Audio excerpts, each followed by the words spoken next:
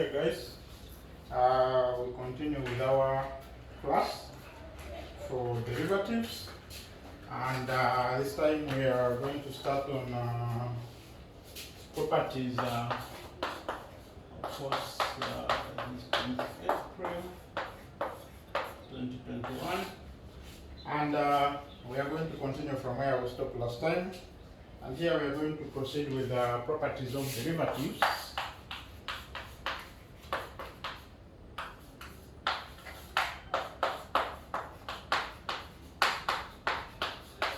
Properties of derivatives, and we shall start with the theorem. We start with the theorem, which says that let f be differentiable. Let f be differentiable at a point x naught, then f is continuous at x naught. What this basically means is that a function being differentiable at a point implies the function is continuous at a point. The other way is not true. Being continuous at a point does not mean that you're differentiable at a point, but being differentiable at a point implies continuity at that point. And we can actually prove this.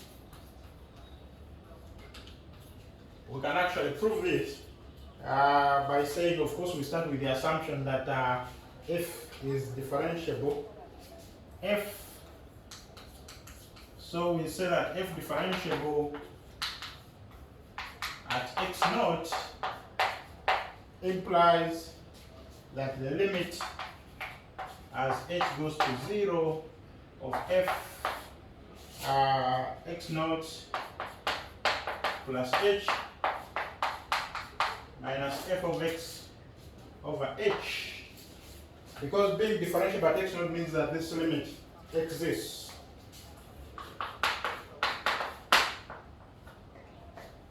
Means that that limit exists, but the limit as x tends to x naught of f of x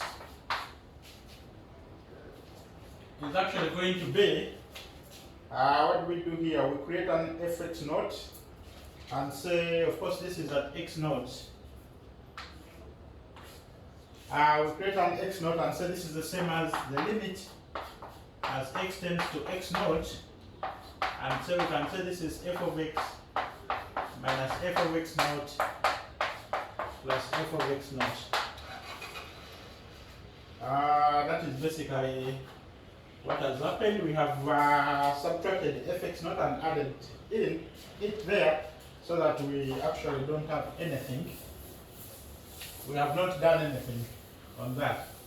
And so what happens then? Then we can say that which we can say is actually the same as the limit as x tends to x naught, and then we can say this is the same as f of x minus f of x naught plus the limit as x tends to x naught f of x naught. But we all know that since x is tending to x naught, there is no x here. This is actually f of x naught, basically the limit. So there is nothing there. And now we say, so I'll actually say that this is the same as the limit as x tends to x naught. Remember, we need to create an h. So we can say this is f of x minus f of x naught divided by x minus x naught times x minus x naught.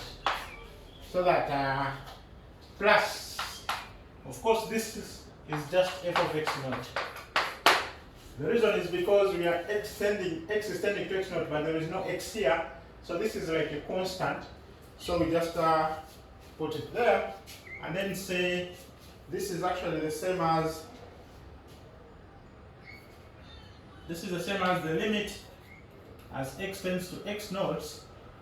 Remember properties of limits, the limit of the product is the product of limits, so this is going to be f of x minus f of x naught divided by x minus x naught times the limit as x tends to x naught of x minus x naught, and then we say plus f of x naught. That's basically what happens. And now here you can see that because x is tending to x naught, x minus x naught is tending to 0. So I'll say that this will actually go to 0, and therefore it makes this whole thing 0, because this will be this limit times 0, which is 0, and therefore this is going to be f of x naught. And therefore what do we have? This is equal to f of x naught. Hence, the limit as x tends to x naught of f of x is equal to f of x naught, which implies therefore that f is continuous.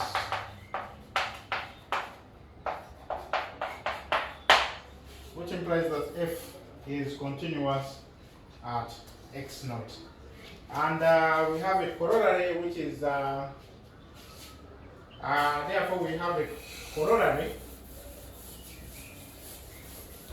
A corollary is like a consequence of a theorem. So a corollary which says that a differentiable function is a continuous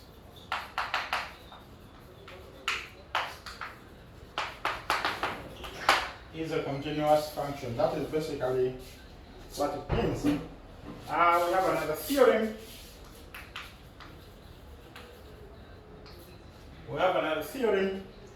Which says that let f and g be functions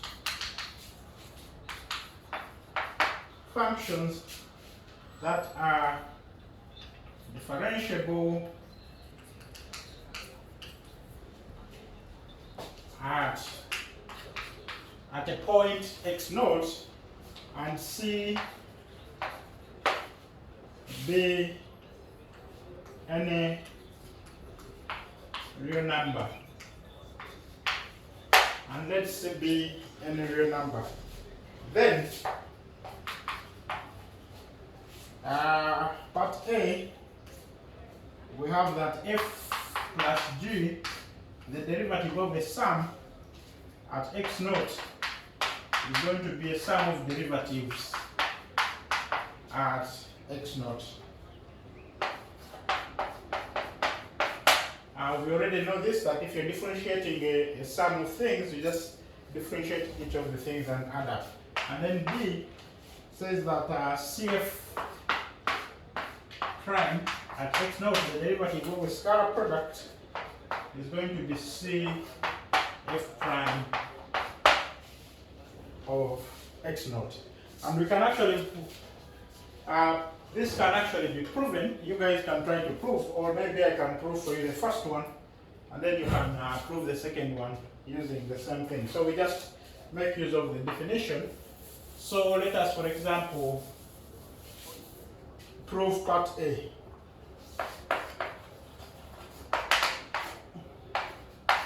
If we try to prove part A, we are going to say, using the definition, that f plus g prime of x naught is going to be the limit as h goes to 0.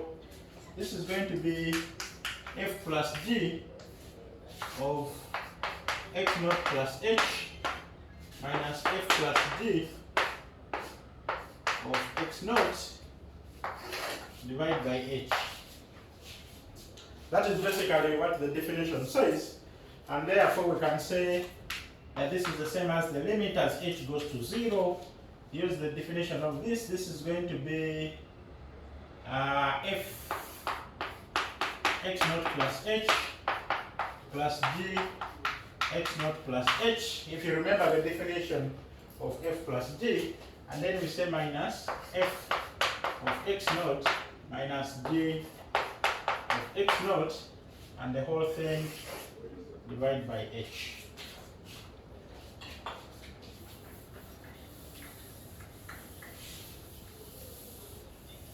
And then you guys can separate this and say that this is the same as the limit as h goes to 0. This is the same as f x naught plus h minus f of x naught divided by h plus the limit as h goes to 0 g x naught plus h minus g of x divided by h.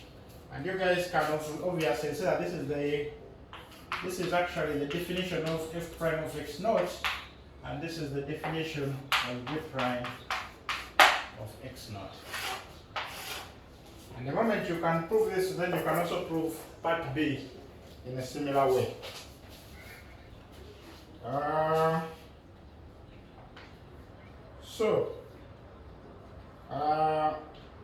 Okay, then let's talk about the product rule and the quotient rule, which you guys have already encountered before, but I'll state them formally here.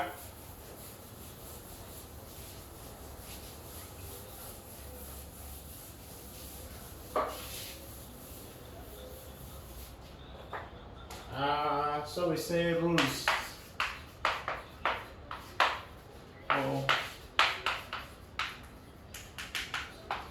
Rules for calculating derivatives. Rules for calculating derivatives, and we have a theorem. The main two rules are the quotient rule and the product rule. So we state this as a theorem, and we say one is that let f be a constant function. You know what a constant function is? F of x is equal to c, where c is some real number. So let f be a constant function. Then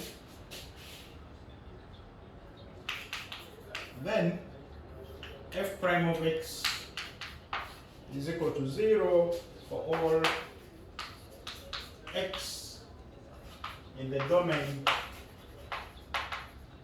of f. For all x in the domain of f. And 2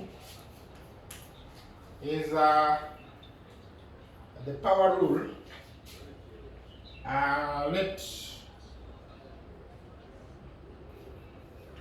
Let n be a natural number. Then the function f of x, which is equal to x power n, this is called the power rule, is differentiable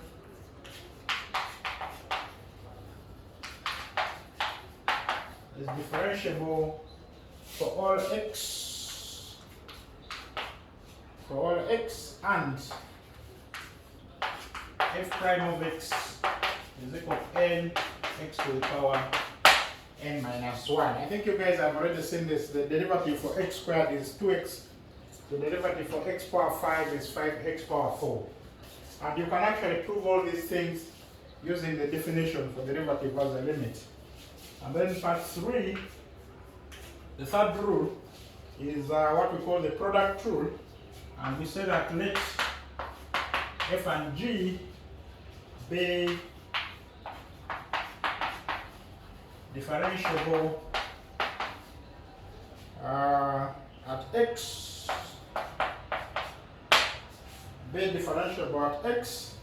then the product function, then the product function fg, then the product function fg is differentiable by x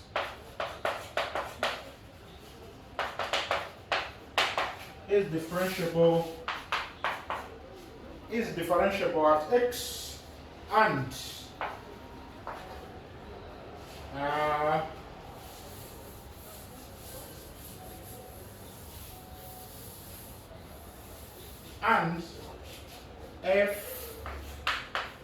fg,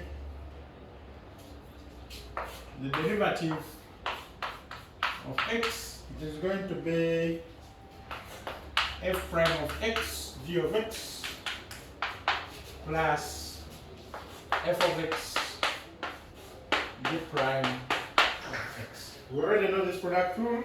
Keep one function constant, differentiate the other one, then keep the other one constant and differentiate the other one. And then the fourth one is what is popularly known, or what is known as the quotient rule, which says that let f and g be differentiable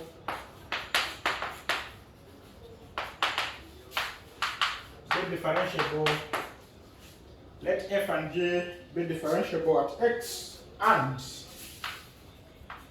of course if you're going to talk about a quotient, you need the derivative of g, you need the function g not to take up 0 at the point x. Then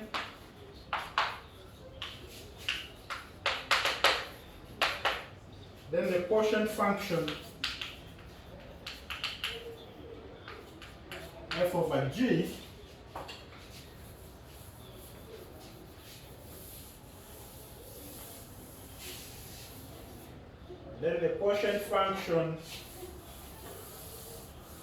f over g is differentiable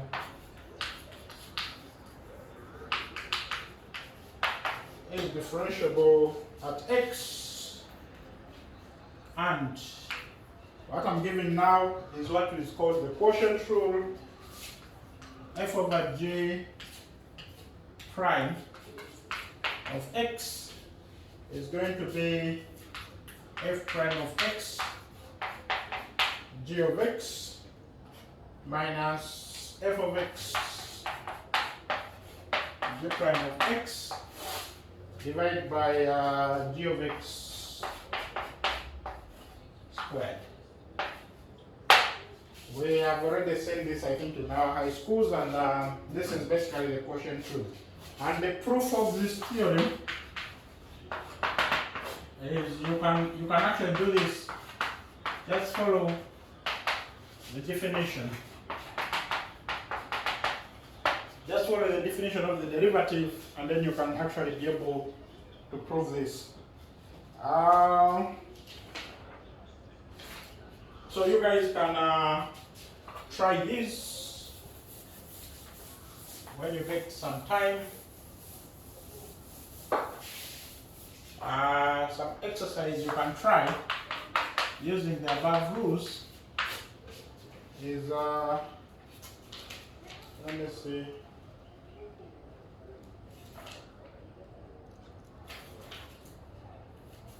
Find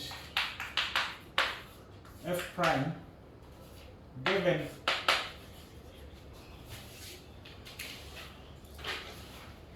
part 1 is f of x. Let's see if we have to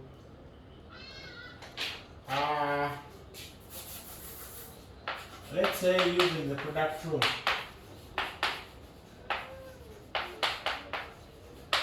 I know some of you might just expand and then, but try to use the product rule.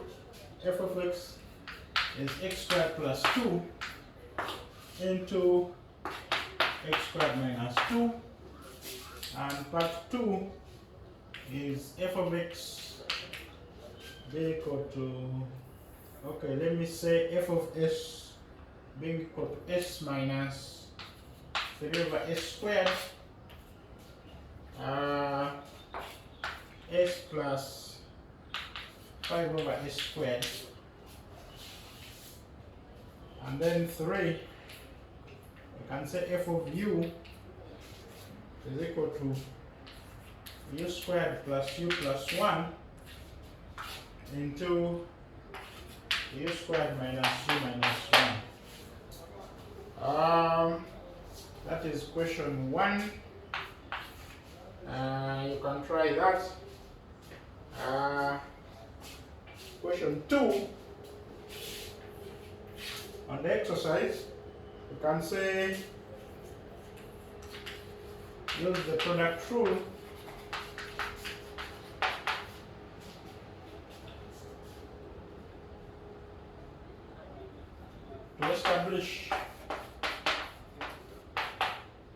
to establish the following formula. Establish the following formula for the derivative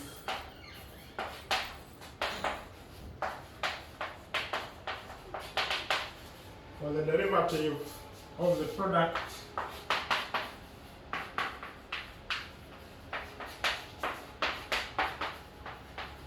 of 3 functions. That is, I'll write it up here.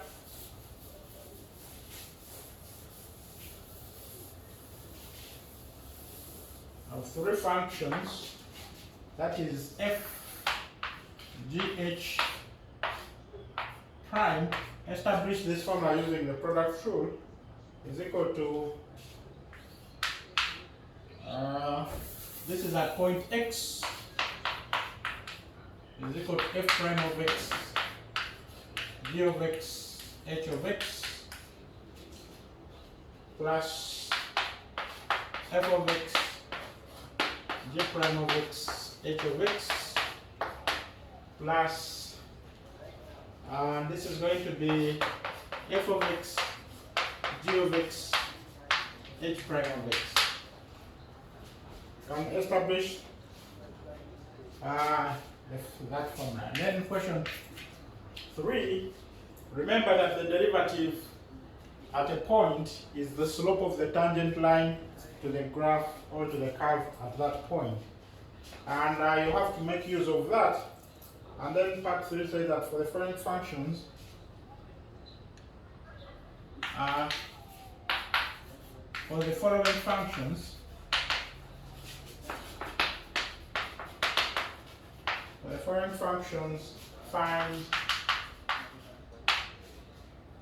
find an equation.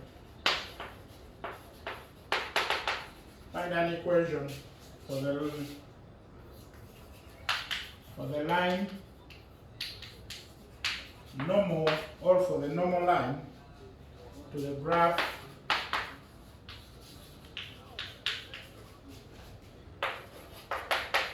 of the function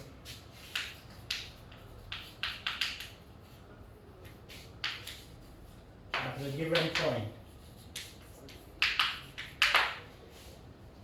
Remember, if you can find the slope of the tangent, then you can find the slope of the normal line, because the normal line to graph is the normal line to the tangent at the point. And remember that for 2 perpendicular lines, the product of their gradients is equal to -1 at the given point. So part A is f of x is 2x cubed plus 1 at the point 1, 3, and part B is f of x is equal to 2 over x squared at the point 2.5.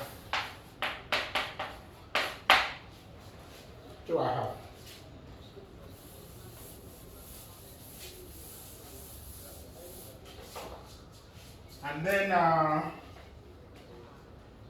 Another question 4, which you can try, is that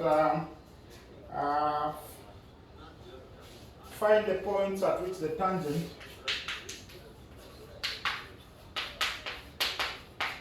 find the points at which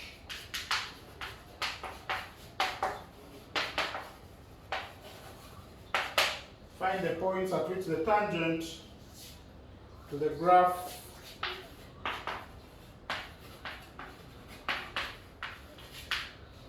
of f of x, which is equal to 3x divided by 2x minus 4, has slope -3, has slope -3 or -3. And then question 5, which you can try. You need to try out this.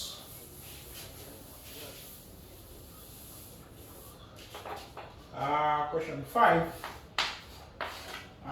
which you can try, is that find the constant b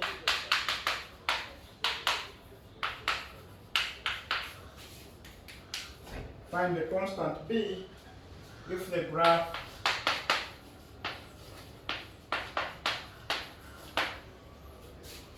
graph of y is equal to b out of x squared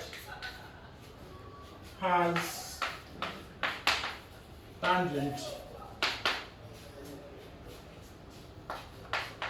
4y minus bx minus 21 is equal to 0 when x is equal to -2. What you have to do is that, because this is the tangent, you need to get out the slope or gradient of this tangent line. And remember that the derivative at the point is always equal to the slope of the tangent line. And make use of that to find the point B. And then question 6, finally, which you can try, is that compute the limit as h goes to 0, 3 plus h power 100 minus 3 power 100 divided by h. You can do this, you can look at this and see that this is actually the definition of the derivative of some function at a point. And I think you can make use of basically the power rule. So the hint here you can use is use the power rule. The power rule can help you. Remember the power rule, x power n, the derivative is nx power n minus 1. So you can make use of that to do this. And yes, so try out this, and then later we can start on derivatives of trigonometric functions. So, and also some rates of change. So first try out this, and then we can, in the next video, we shall continue with these derivatives.